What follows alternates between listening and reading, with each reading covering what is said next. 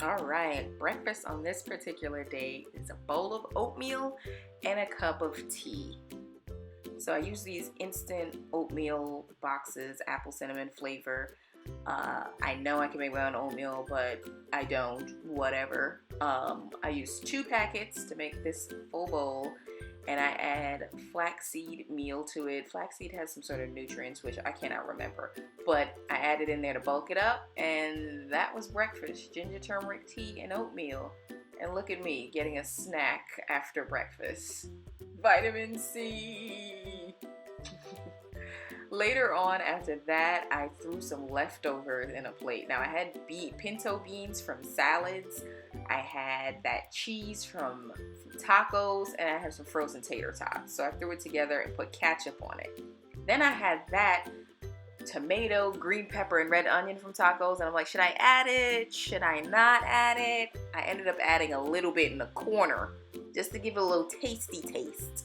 So when I had a little tasty taste, it tasted good, so I added the whole thing to it and ended up using that to make some sort of meal. I don't know what to call it, but it was good, and I ate it. So later on after that, I'm grabbing some bread out of the fridge, sprouted 7-grain bread. That's what I use. And I'm leaving some butt bread. That's what I like to call it. The last 2 slices, the last slice and the first slice from another loaf. I'll eat that another time. And I'm looking at what other bread I have. I have hamburger buns. Keep your bread in the fridge, people, during this time. It'll stay fresh. So I use that bread to make this chickpea sandwich, kind of like tuna, but not. And to understand this, we got to go further. We got to go back to the beginning of the day. So at the beginning of the day, I made the mixture.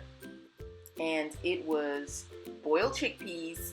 I used a potato masher and kind of mashed it up to get a tuna fish consistency. I still left some chunks in there, but that's how it is. And then I mixed some good stuff in it. Good stuff like vegan mayo, spicy brown mustard, carrots, celery, red onion, relish, black pepper, paprika, salt, lemon juice, all of that. And I mixed it together and put it in a container so it can get cold.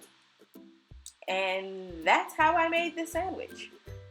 And I really like this because I don't eat tuna fish, and it's a good way to have something that I can stick between 2 slices of bread when I want to have a meal. And I had another sandwich after this one.